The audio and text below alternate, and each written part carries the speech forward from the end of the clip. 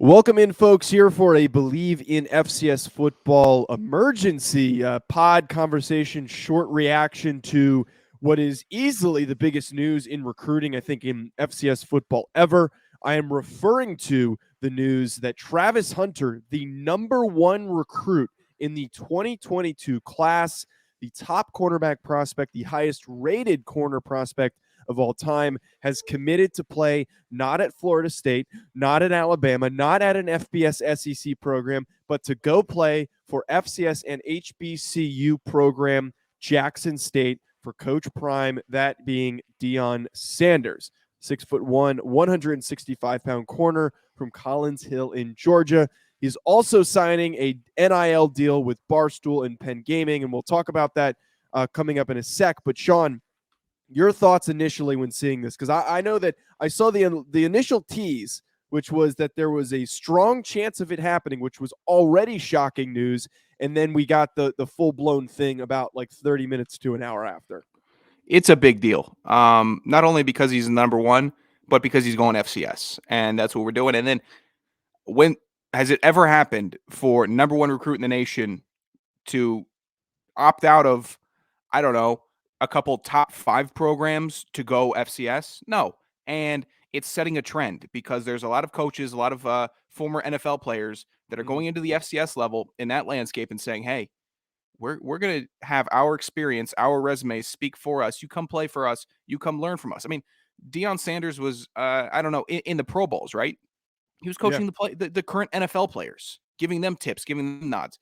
I get it. He's a freak, once in a lifetime athlete. That doesn't mean he hasn't accumulated knowledge. I think people will differentiate that, and they'll mix it up between the two. Like, yeah, he knows what he's talking about. He has to. He's a Hall of Famer. He's one of the best to ever play. Why not go play for that? Who would you rather play for, Deion Sanders or Scott Frost? Is my question. Yeah, would you rather go sit in Nebraska playing for a mid-tier team, or heck, would you rather? He was committed to Florida State, and right now after this completely got bungled for Florida State, there was a Twitter space that had 6,000 people in it that was titled "Fire Mike Norvell."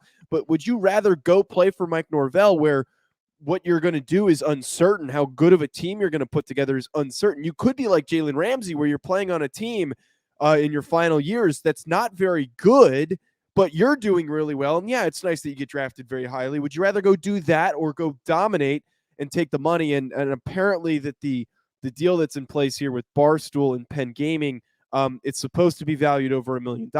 I don't have the specific numbers, so I don't want to speak 100% on that because it might be off whatever I'm saying. But taking the money, going to play for a school that not only gets you a chance to get on the field right away, win football games, make a splash, but this Jackson State program is really starting to create some serious notoriety and build up its brand to a point where if you're a top recruit and you go there, you're a part of something bigger rather than just being one of those guys that sits on the bench their freshman year and then eventually gets on the field, and then a couple years later you head to the NFL. Dude, and it's not just Deion that's making changes. You have Eddie George, you have Hugh Jackson that just landed at Grambling. Yep. It's a revolution in college football, especially in the FCS level. I mean, the SWAC and the Ohio Valley, all of that, it's a monumental impact to get these recruits because of your resume, opposed to, I don't know, look at Maine. How many head coaches have they had in the last 4 years? How much turnover is that? There's no stability there. And No. everyone's already talking about, when's Deion going to go coach Florida State? Why would he? Right. Why would he? He's building his own empire from the ground up. That's what he decided to do. And that's what I think a lot of these coaches are going to do. And it's a really, really refreshing. It's refreshing is what I'd say about college football, opposed to the same coaches going to different places. How long are we going to talk about Mario Cristobal going to coach in Miami? You know, how much legs does Dan that Lanning have? going to Oregon. Right. Okay, we'll keep on doing this turnstile. That's a lot of fun. Maybe Miami's a little better, but they won't be an empire. They won't be that team. No, Why it doesn't not have build that your type, own? right. It doesn't have that type of splash to it. And I see that's the thing where I keep seeing the comments from people where they're saying, oh, they're both going to leave for Florida State in a couple of years. They're both going to go to Florida State, and he might end up bringing his sons with him, that kind of thing. I just don't think that that's really going to happen. I think that there is something deeper here with these coaches deciding, these former players or former NFL coaches deciding to not just take on a small program, but impact and help grow these HBCU schools, which have the capability of, if you have the right coach in place, to recruit well, but also be highly competitive and also be on TV in these primetime slots. I believe Jackson State, and I'm blanking on who they're playing on Saturday. I'm going to look in a second. That game's on ABC on Saturday.